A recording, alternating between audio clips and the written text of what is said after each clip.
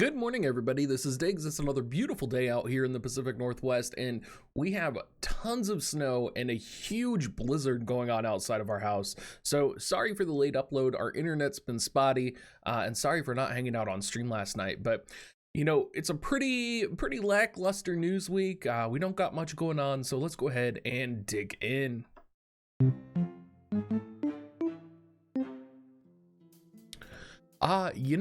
We got Rafale. Rafale for the Ice Select Quest is going to be coming out this week. We also have the Miranda vision card, A Vow to Meet Again. Now, it is also a Ravi's vision card because it is going to have a global exclusive Ravi's buff.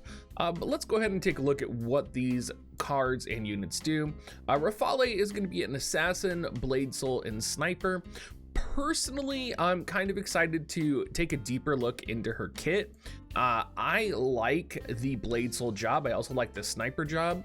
Having the main job Assassin, though, I'm not sure how it's going to really come together. I'm not sure if, you know, the Blade Soul abilities are going to still have to be modified by magic, so they're not really going to be as useful. For example, maybe you only use Blade Soul for buffs. It's going to be interesting to see how it works out. She does have Armored Cleaver. She's going to be, I mean, honestly, it just looks like she's going to add another unit to your Ice Slash composition, which, you know, a lot of people might use and might have, and I'll probably use her because Ice Slash is a powerful and viable composition. So it looks like, you know, it looks like the newest Ice Select Quest unit, or the newest Select Quest unit, is actually going to be pretty viable in PvE raid situations and so forth. So I'm pretty excited for her compared to some of the other ones that have come out for Select Quest. I think she's gonna maybe fulfill like the Miranda, right, where we use Miranda a lot in Earth slash chaining. I think she's gonna be really good with Ice slash chaining. A Vow to Meet Again. Party wide for water units is going to be agility and missile attack resistance up. Now, what's really interesting about this vision card is that it does offer for water units lightning resistance up 20%. And this is something I think that is interesting. I wish this would be something that almost all vision cards or all elements had access to, was access to a vision card that gave resistance to the weakness or the opposing weakness, right? Because water units will equip this having 20% lightning resistance, because lightning resistant units are going to be attacking them, is going to be really powerful. You know, now do you set this in, you know, PvP? Is this a PvE only card? That's tough to say. I could see this kind of being the beginnings of a universal water PvP composition card, right? Where you set a water PvP composition together and it's just your universal composition, right? Like, you take it for everything, you try and mitigate the lightning advantage that lightning might have. Yeah, I don't see it as terrible. I don't see it as amazing. I see it more as interesting, and I think the utility is very cool.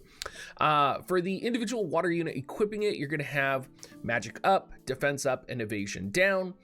For Miranda, the global exclusive buff is going to be max HP up and magic attack up. It's going to be, I believe, 10% of each. And then Ravi's, if she equips it, is going to get max HP up as well. You know, I saw a lot of people a little bummed out at the Miranda buff. Honestly, we should just be happy that she gets a buff with this vision card. Miranda EX has definitely been overshadowed with Ibarra coming out. And I think a lot of people forget to realize that, like, Miranda EX came out and she is super powerful. And, you know, I'm definitely going to EX her, and I haven't EX'd her yet, but she's definitely on my list to hit up and go check out.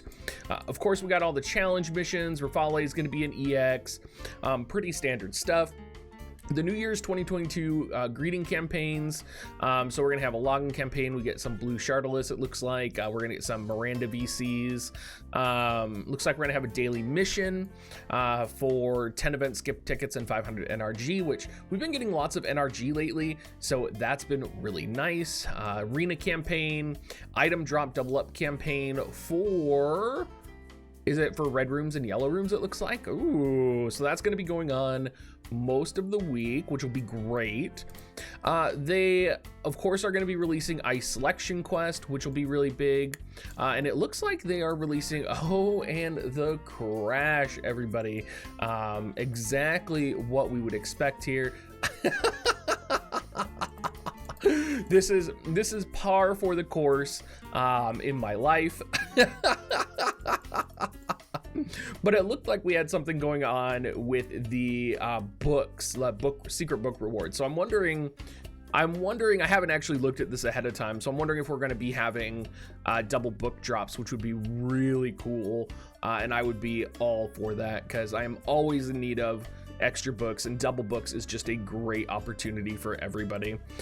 So pulling up the notices again here.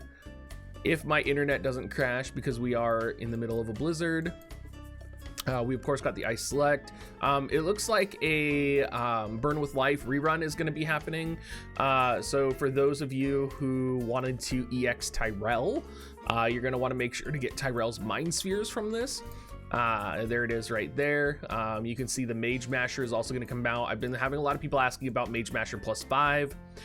It does look like Secret Book Reward Quest is going to be happening with double drops, so everything's going to be fully unlocked and double drops are going to be going, which is super great.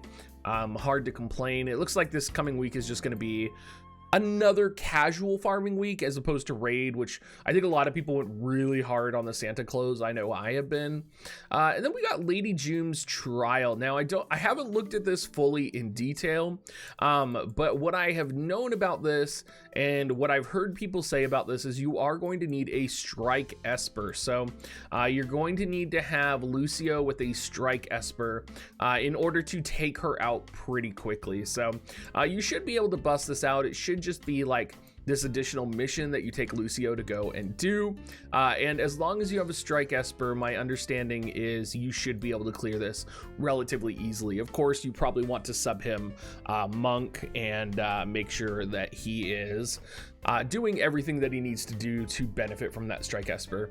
This is one of those things where we'll put out a guide, you know, the day that it comes out, and I'm sure it's going to be, you know, just super easy. Just make sure you have Lamia Resonance or Marlboro Resonance. Make sure you have a good VC, and you're probably going to be set.